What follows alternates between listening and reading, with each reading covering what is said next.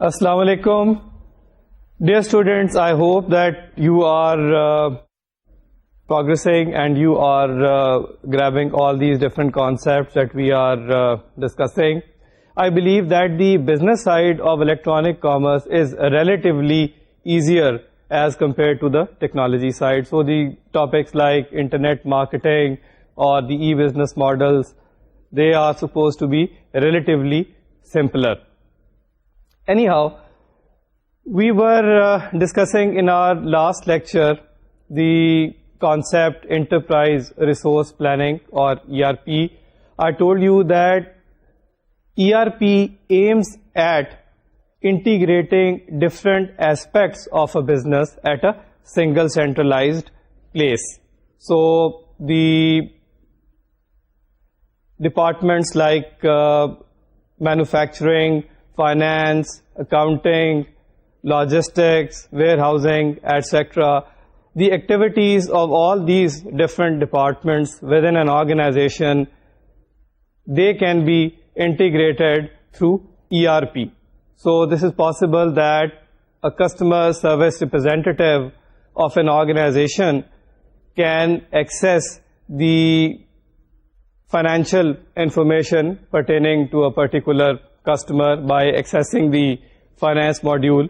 At the same time, the same person can also view the information pertaining to the warehouse, the inventory status, etc. So the idea is that the different types of information regarding the business of an organization, they are integrated, they are available at a single point, at a single place. And that helps, that facilitates in decision making. Then I also talked about the concept electronic banking. So there are many advantages of e-banking over traditional type of banking. And there is a lot of hype about e-banking these days. Mostly Java technology is being used at the back end, where e-banking is being invoked, being applied by the financial institutions.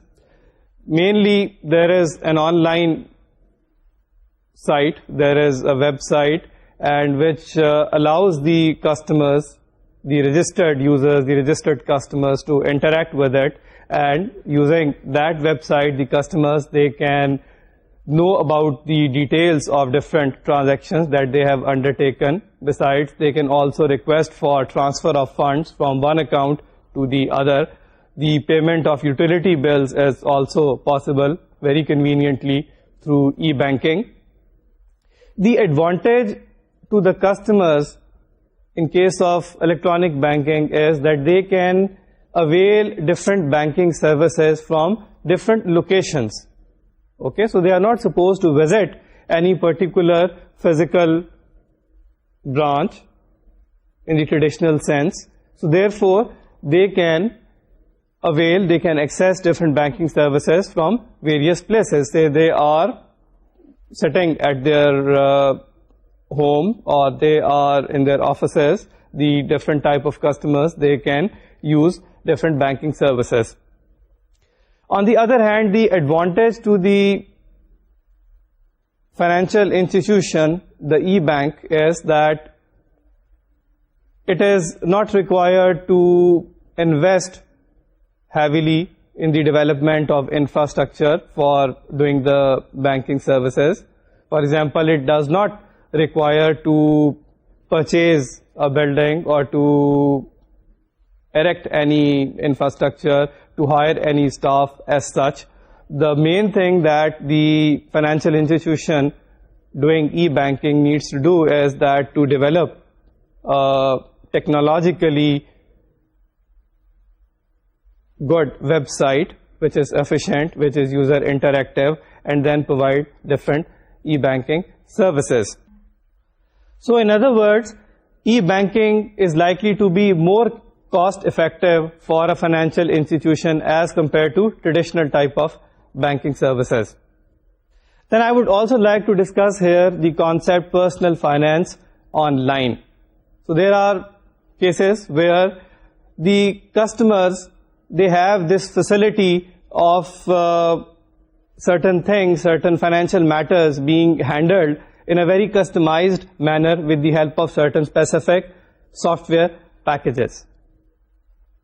Right? So in other words, the financial matters of the customers, when they are managed in a customized manner, we can say that that relates to personal finance.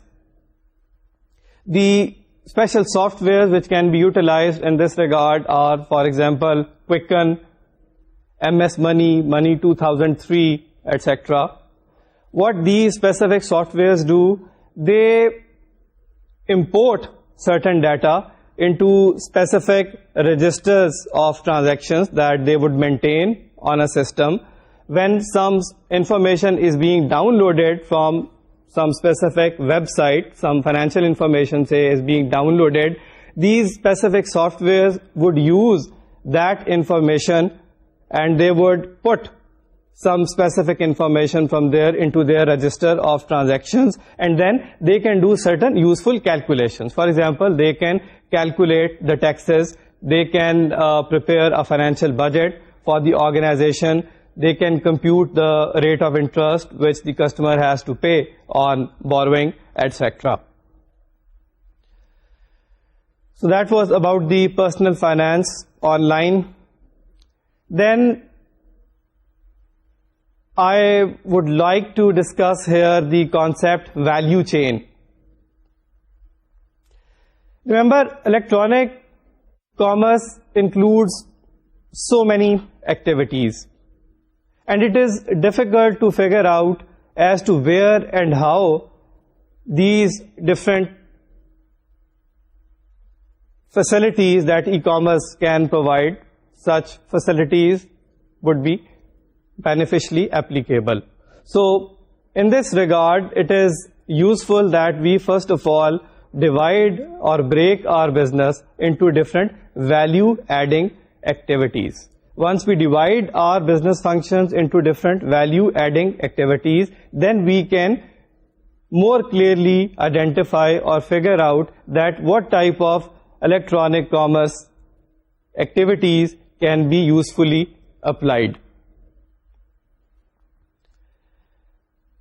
In 1985, Michael Porter, who is supposed to be a guru in the area of business studies, he wrote a book titled Competitive Advantage.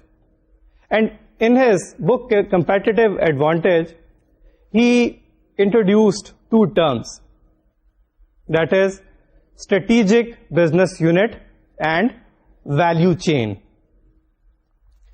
A strategic business unit is a combination of a particular product, some distribution channel, and customer type. So there can be different strategic business units based upon this criteria. On the other hand, a value chain is defined as a way of organizing activities that a strategic business unit may undertake in order to design, produce or manufacture, promote, market, deliver or support the products or services that that particular strategic business unit sells. Right? A value chain involves two different types of activities. So these are primary activities and support activities. We'll just see what primary activities and support activities do.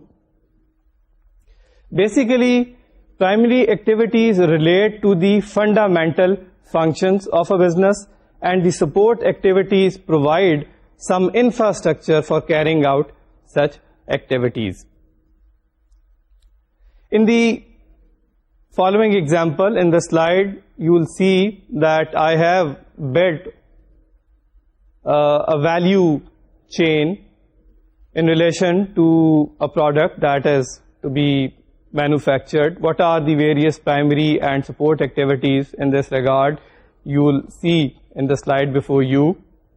Okay, at the top you can see that there are the primary activities shown. So at the top, design is a primary activity, then manufacture product or create service, identify customers, purchase materials and supplies, market and sell, deliver, provide after sales service and support. All these activities are regarded as primary activities. And at the bottom you can see the three support activities, namely finance and administration, human resources and technology development. The time sequence of the primary activities is ordinarily from left to right. So therefore, before entering into the manufacturing activity, there has to be a design ready for that particular product. Similarly, before starting the marketing and sale, the identification of customers would be essential. Now, first of all, the customers will have to be identified. So, in the endeavor to identify customers, different ways to provide better services to the existing customers, they would be developed, they would be figured out. And for that matter, surveys and market research can be carried out by the relevant persons in the organization. Then comes the design primary activity. So all those activities which lead from the concept stage to the manufacturing of a particular product, they are covered under the design primary activity. So here the concept research would be carried out by the relevant persons or the managers in the company, and then the engineering details, drawings or specifications would be worked out, and therefore a design of the product would be prepared or it would be made available. Then third primary activity for the manufacturing of a product would be the purchase materials and supplies. So that means that the procurement of different materials would be carried out, and it would be identified that who are the relevant vendors, what are the qualifications for such vendors, and at what prices the materials are to be purchased, and what would be the delivery time for the materials to be supplied. So all these different activities, they would be covered under this primary activity called purchase materials and supplies. Then once you have purchased the materials, then this material along with the labor would be utilized to manufacture or create a particular product. And here the fabrication activities, the assembling, the packaging of the product, all these different types of activities would be carried out, and we can say that the product at that stage is manufactured, and the primary activity would be manufacture product. Then market and sell.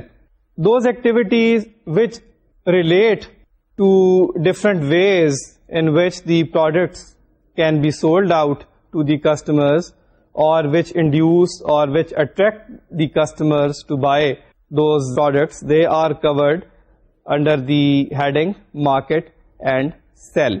So different types of advertisement messages, promotional information, and appointment of sales personals, all these different types of activities would be covered under this primary activity, market and sell. Then comes the deliver primary activity. Now the product has been manufactured, the marketing has been done, the product has to be now delivered to the relevant customers. So the activities which relate to the storage of the finished goods, their distribution, their transportation or shipping to the relevant customers, they are covered under this heading deliver. So the hiring of the shipping company, which is to transport the relevant items, that would be a task covered under this deliver activity. Thereafter, you can see the primary activity, provide after-sale service and support. These activities provide installation services, testing services, or maintenance or repair services after the product has been sold to the relevant customer. So the fulfillment of warranties or any maintenance or repair tasks, that would be dealt with under this heading. Now underneath you can notice the support activities, finance and administration activities. These deal with accounting, paying bills, borrowing funds, or complying with certain government rules or regulations. Then human resources. This deals with the management of employees, hiring or recruiting employees, determining their salaries, their compensation, their benefits, etc. Then comes the technology development. Technology development aims at developing technological processes which can improve the product, etc. So any field tests or the maintenance of different technological procedures, all such activities would be covered under this support activity called technology development. You may notice one thing, that the primary activities, they are linked with each other with the help of solid line arrows, and you can see that design activity is linked with the manufacture product or create service primary activity with the help of that solid line arrow. Similarly, identify customers activity is linked with market and sell primary activity with the solid arrow. On the other hand, the support activities, they are linked with all the primary activities with the help of dotted arrows. So you can notice all the different support activities, they are linked, they are associated with the primary activities using these dotted arrows. So they impact all the primary activities in one way or the other. Here I should point out that ordinarily the time sequence of primary activities is from left to right, but this is not a very strict rule. So this is possible that the market and sell primary activity is carried out before the purchase materials and supplies primary activity. But you can say ordinarily there would be a time sequence from left to right in case of primary activities. That means that first of all, a particular activity, primary activity would be complete, and then the next primary activity which is followed, that activity would then be undertaken. There is one more thing, that the importance of different primary activities is related to a particular product or service. So this is quite probable that for certain particular products, the market and sell primary activity is relatively more important, so there is more focus on that. And for certain other type of products, the manufacturing activity or the improvement of product during the manufacturing, that particular task is relatively more important. That would be based upon product to product. Which primary activity is more important, that would be determined by the particular type of product or service. There is a term, industry value chain. Various strategic business units, they are linked with each other. Each strategic business unit would have its own peculiar value chain. And all these different strategic business units, when they are associated with each other, they form an industry value chain. So at times it becomes quite important for a strategic business unit to evaluate, to examine, to find out as to what is its industry value chain and where does that particular strategic business unit fit in that particular industry value chain. For example, it can be quite useful for a business unit to find out that what are the different types of activities which other strategic business units are undertaking, and that can lead to the discovery of certain useful opportunities for that particular strategic business unit. It can find out that utilizing these opportunities, that one specific strategic business unit can cut down its costs, or it can improve the quality of the products that it is manufacturing. In the slide, I want to show you the industry value chain of wooden furniture.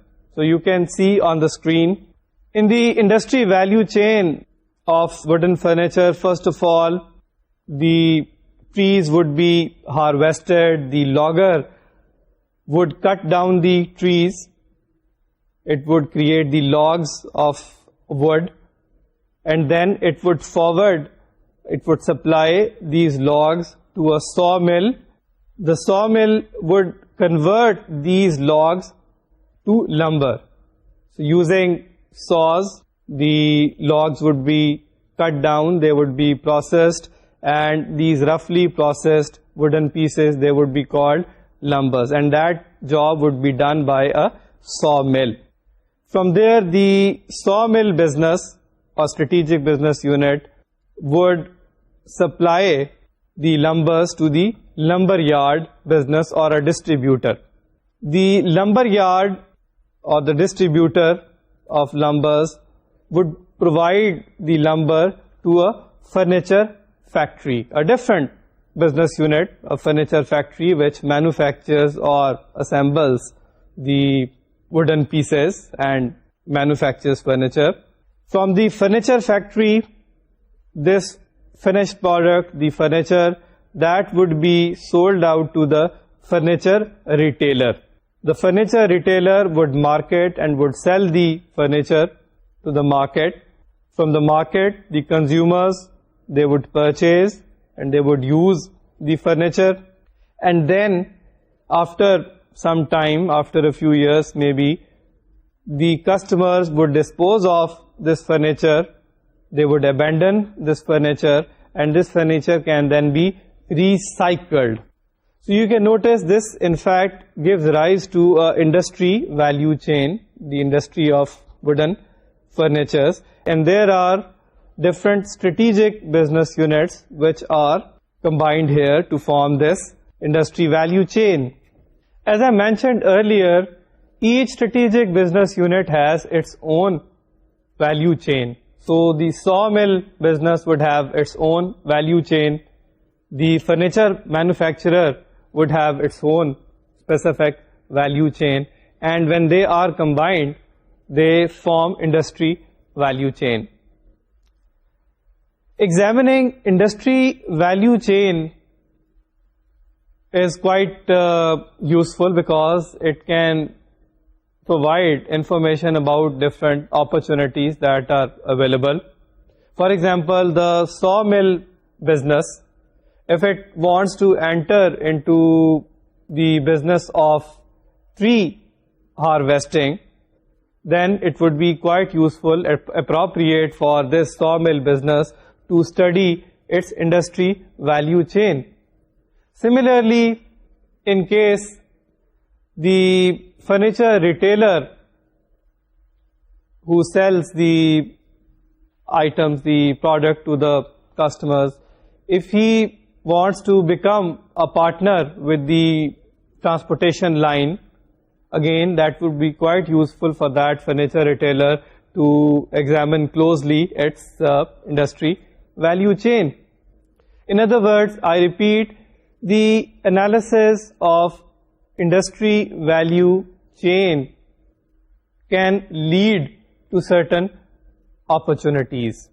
So if you travel up and down the value chain, the industry value chain, you can discover, you can find out different opportunities that are available there for a specific strategic business unit.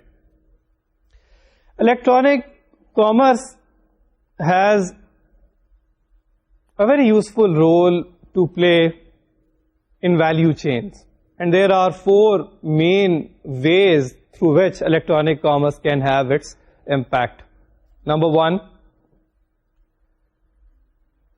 e-commerce can reduce costs, the manufacturing costs or inventory costs, etc. Number 2, it can improve the quality of the product. Number 3, it can provide you an opportunity to reach new customers, new suppliers of your raw material, etc. And number 4, that it can introduce, it can provide different new ways of marketing or selling your product. I'll give you an example here. Say there is a software developer who has developed a specific software package, and he requires the updates of this software to be distributed to its different customers. Previously, that software developer used to avail the services of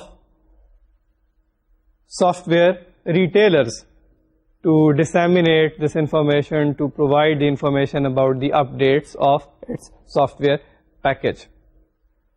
But when that software developer decides that he is going to use the internet for the distribution purposes, for the distribution of these updates, then that developer realizes that it is going to be very useful, it is going to be very cost effective, and it is going to raise his revenue. Now that software developer is not using the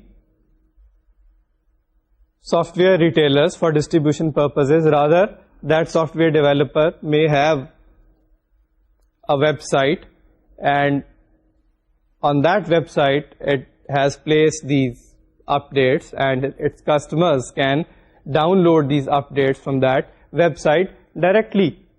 So in this fashion, that developer is not incurring the extra cost that he has to pay in terms of commission of that software retailer.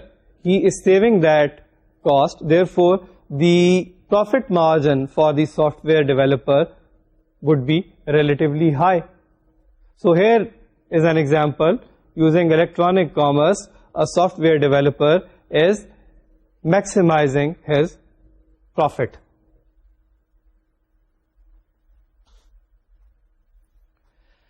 Then it would be quite useful if we discuss the concept SWOT analysis. That is strength, weaknesses, opportunities, and threats analysis. Different strategic business units, they have their strengths, they have their weaknesses, they operate in specific environments, and these environments, they present certain opportunities and certain threats. So examining the strengths, weaknesses, opportunities, and threats becomes very relevant, becomes very useful for a business. And that analysis is called SWOT analysis. So in SWOT analysis, normally different questions are raised and the answers are tried to be found out for such questions. For example, evaluating the strength element of the SWOT, the company may ask that what are the things that this company is doing in a good manner? What are the things in which this company is really good? Remember, for that, the purpose, the vision, mission of the company should be very clear. There should be a clear sense of purpose for the company. And then there should be a culture which supports this sense of purpose. In case of weaknesses, the question can be as to what are the things that this particular business, this company is doing wrong, or what are the things in which this company is bad, where the improvements are needed. For example, there can be a factor that this business, this company has heavy financial liabilities. That is a weakness of that company. Similarly, an answer can come in the form that the skilled labor is lacking in this organization, in this company, and this forms a weakness for this particular business. In case of opportunities, the question can be, what are the industry trends? Where is the industry moving? The industry to which this particular strategic business relates. Then a question can be, what are the new markets which are really an opportunity, which are needed to be explored? Then what are the new technologies which are coming up, and if the company uses any such technology, there is going to be a big benefit for the company. So the identification of all these different avenues, that is done while analyzing the opportunity element. In case of threat element, while doing SWOT analysis, the company may ask itself that what are the things which its competitors are doing in a better manner. So there would be a more focus on the competitors in case of threats. Similarly, the company can also ask itself that are there any government rules or regulations which are likely to be enforced soon and which are going to hamper the functioning of the company in one way or the other. Similarly, it can also identify any troubling factors, say any new technologies which are coming up and which the company is not in a position to use. They are not cost effective, they require a lot of investment, so that is a threat. Its competitors can use such new technologies, they can afford to pay for using such technologies, the company cannot, so then that poses a threat for the company. Here I would like to give you a very interesting example. Somewhere in mid-90s, a very famous computer manufacturing brand, it did the SWOT analysis carefully, and it found out that it would be appropriate that it sells its products directly to its customers. It noticed that the strength of that business is that it can afford to sell its manufactured product, its computers, directly to the customers, plus it can also design its computers in such a way that they are less costly as compared to the computers manufactured by its competitors. So these were the two factors which were highlighted that it can sell directly. Secondly, it can produce its computers relatively cheaply. It also identified that it lacked one thing. It did not have a good network with the local computer dealers who are going to promote or market the product, the computers, to the customers. That network is missing. So that was a weakness which it identified. It realized that its competitors, they have a relatively stronger bondage with the dealers.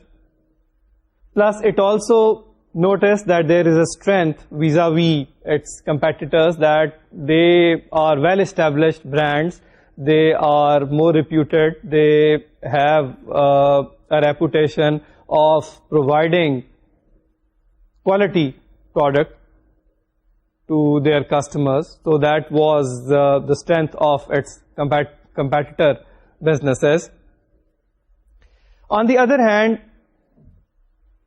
this computer business, it realized that by selling directly to its customers, it can going to get the benefit. It is going to overcome its weakness that it does not have any linkage with the dealers.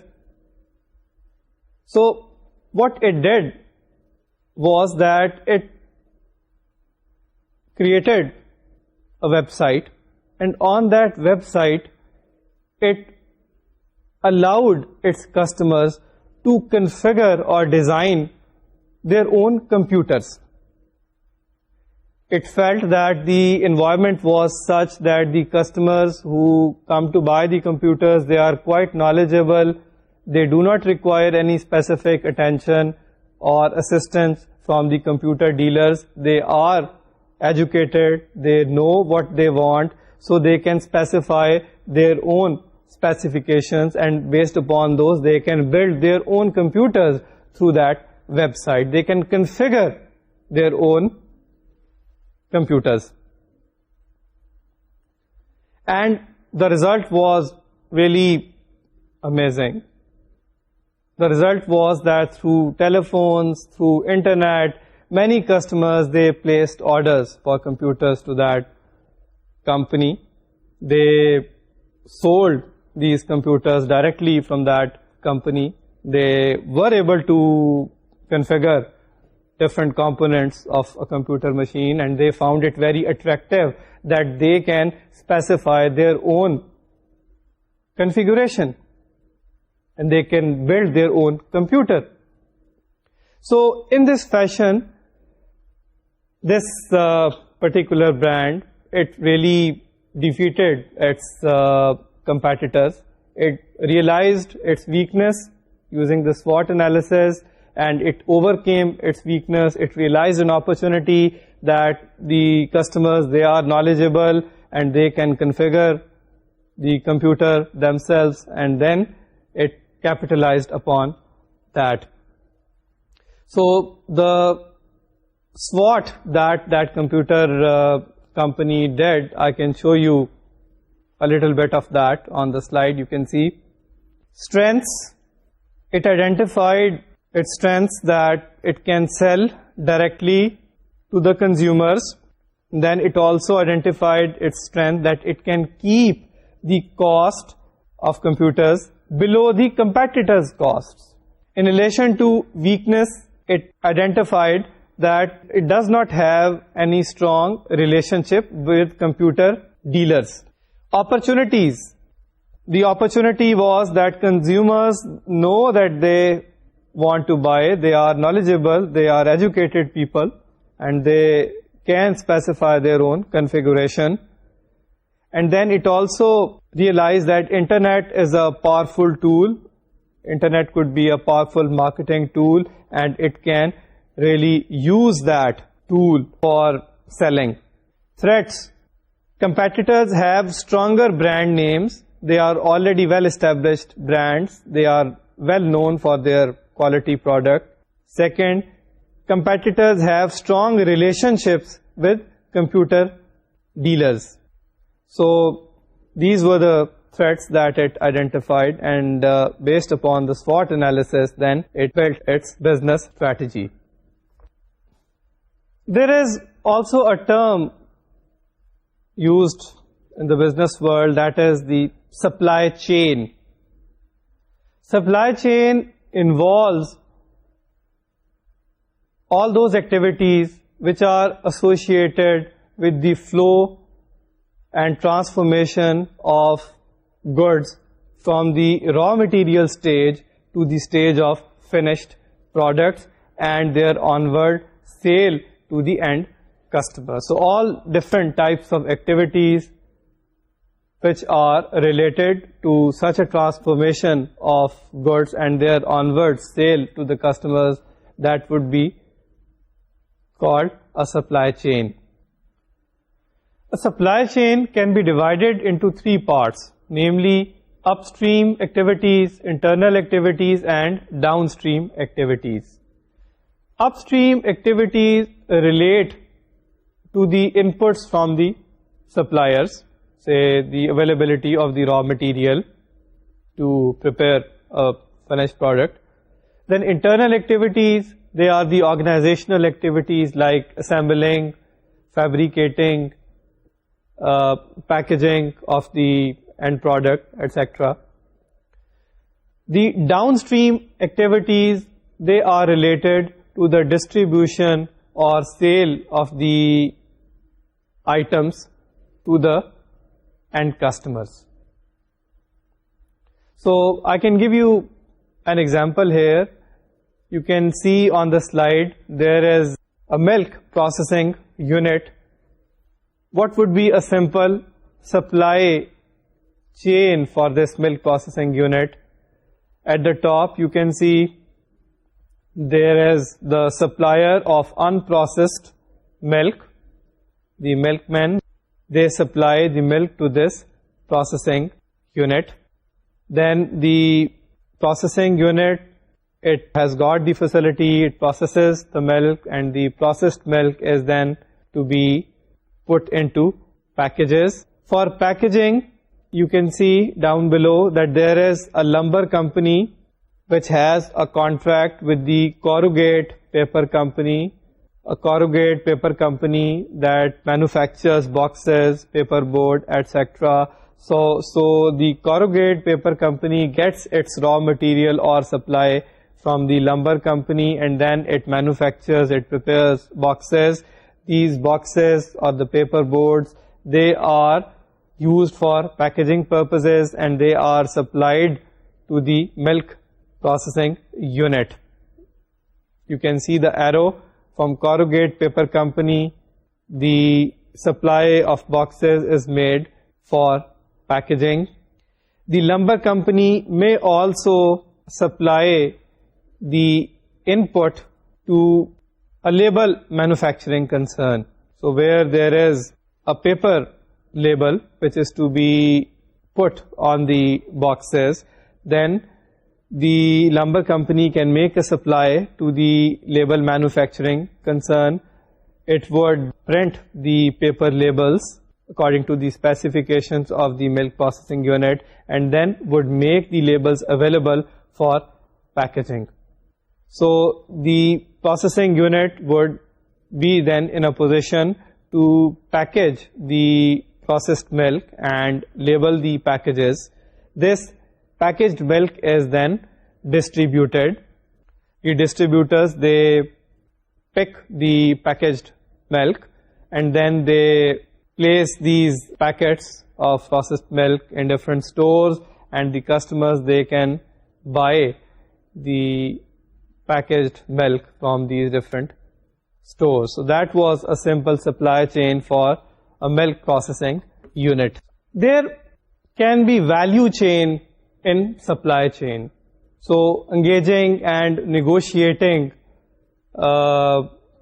with suppliers is quite useful.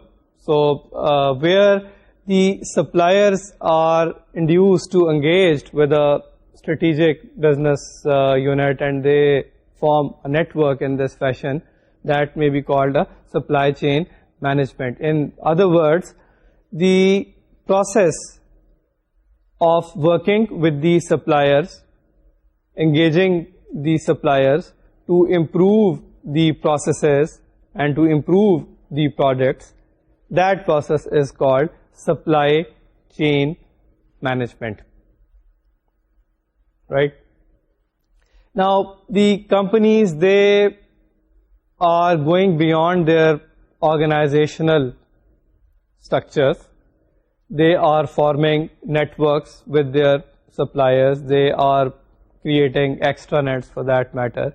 The idea is that in this fashion, forming networks with different members of the supply chain, they can serve the end customers better. So the approach to serve the end customers in a better way, that is called the ultimate customer orientation. And the primary aim of supply chain management is this ultimate customer orientation. The benefit should pass on to the end customers through this supply chain management. I may point out here that today it is a very normal practice for the businesses to enter into long-term relationships with different members of the supply chain. They can have a small group of suppliers who are really capable suppliers, who have the proper infrastructure. So forming such supply chains which are efficient, that is quite a normal thing these days. Internet has revolutionized the process of supply chain management. You may notice that communication is a key element in supply chain management. And Internet is one such tool which is very effective as regards quick and effective communication.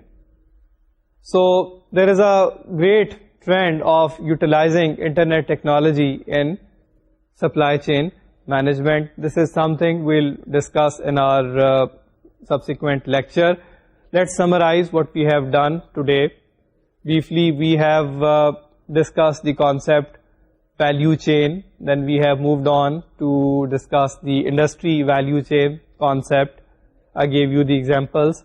Then we have also discussed what is meant by SWOT analysis, and I gave you an example using SWOT analysis, how a particular computer manufacturing company really benefited. We have started our new concept, that is supply chain and supply chain management, and in our subsequent lecture I'll give you examples how the Internet can play a very powerful role in effective supply chain management. We stop here. We conclude our lecture for today. Allah Hafiz.